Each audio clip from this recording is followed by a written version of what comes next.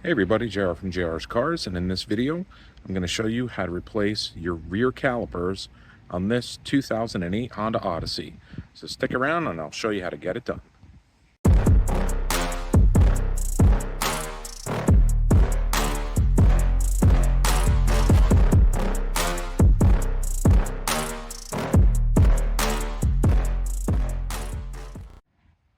So the biggest issue I'm having right now is this is the passenger rear caliper.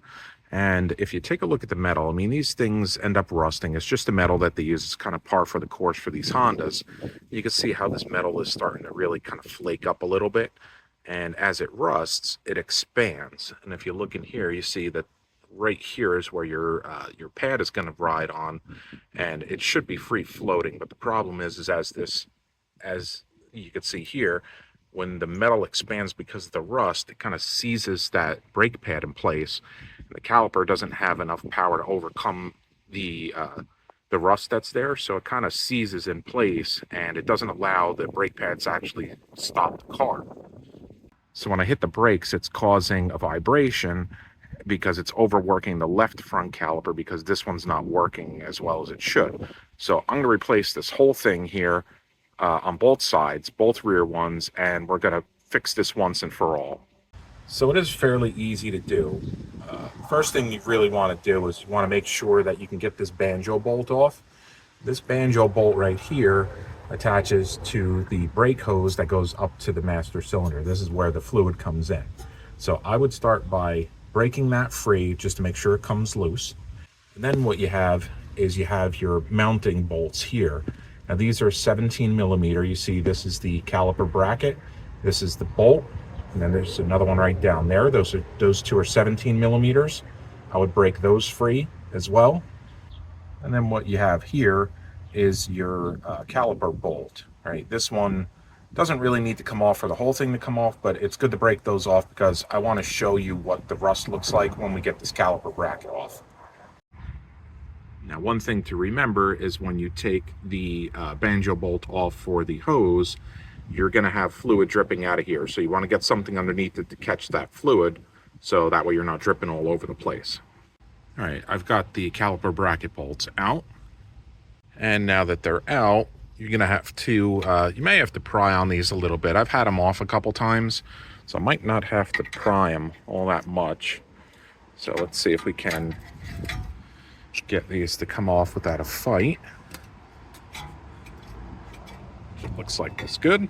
All right. So now what we're going to do is I'm going to take those bolts off that hold the caliper in place so I could break free the caliper from the bracket. And I'm going to take the pads out because I just replaced these along with the rotor recently. All right, now here's the whole reason for me to do this. So you should be able to move the pads out of the bracket itself free and easy.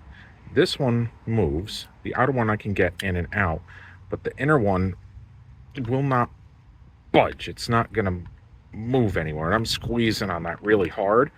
So this is why that brake is not working, because this thing is basically just rusted in place and not moving anywhere. So let me get this pad out. I'm going to get the hardware out of there, and I'm going to show you what that looks like. All right, now I hope it comes out on camera well, but you can see right up here in the corner, see how that is right up here, how it's all kind of like popcorned out. And it looks like the same thing on the inside here, and this is where the brake pads ride on. And if we look on the other side, it looks the same way, right? So see how it's kind of popcorned out a little bit with rust. It's not true anymore. So what I've done in the past, because I've seen this, a couple times already, is I've removed this bracket, I've ground out some of the metal, I've, made it flat, and it just keeps coming back. So it's at the point where these need to be replaced. And if you're replacing the bracket itself, you might as well replace the whole thing and get something new. They're really not that expensive, so might as well do the caliper and the bracket at the same time. Another thing to look for too on these, as just routine maintenance if you were just looking at them, is to make sure that these caliper slide pins are freed up and slide easily. This one does. Again, when I did the cleaning up of the bracket, I lubed these up and everything else. It's been maybe, I don't know, 3 months or so.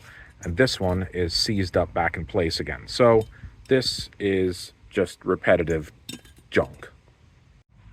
All right, so now that we have that out of the way, we need to remove the hydraulic hose from the caliper, because that's going to get transferred over to the new one, obviously.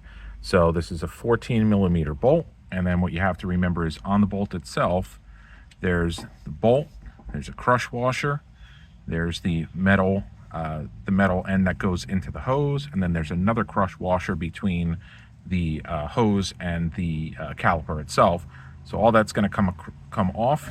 The new one is going to go back on in the same way, and we'll get to that in a second. And here's what the end of the hydraulic hose looks like, and that has the crush washers on both sides of it. All right, so here's the new assembly that's going back in, and it's all painted up, so it's not going to rust like the other one did, so that's a good thing. What I like to do is I like to take the old part and new part and match them up, and everything looks the same, so we're not going to have that problem there. So now at this point, what I'm going to do is I'm going to take it apart. I'm going to take the caliper out of the bracket. I'm going to make sure that these, the caliper slide pins are all greased up well. I'm going to put the hardware on the bracket along with the pads. We're going to put those on first and tighten that down. All right, so now that we have the caliper bracket back in place and we have the pads back in place, now it's time to put the actual caliper in. But don't forget to put a little bit of high temp grease in the hardware here, so that way the pads will slide a little bit more free. So we'll go ahead and we'll slip that caliper over, and we'll put the bolts in the back here to hold the caliper in place. All right, now that the caliper is in place, we're going to put the hose back on. And remember, the way that this works is you have your banjo bolt, you have a crush washer, you have the hose, you have another crush washer, and then if you look at the back side of the caliper, you have this little indent right here. That's where this piece of the hose is going to go into.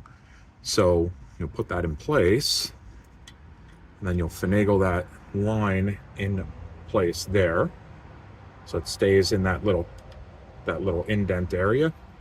Tighten this up, which is a little hard to do with one hand. So what I'm going to do is I'm going to put the banjo bolt in, make sure that that is in the center of that little area right there, and then we'll tighten this down.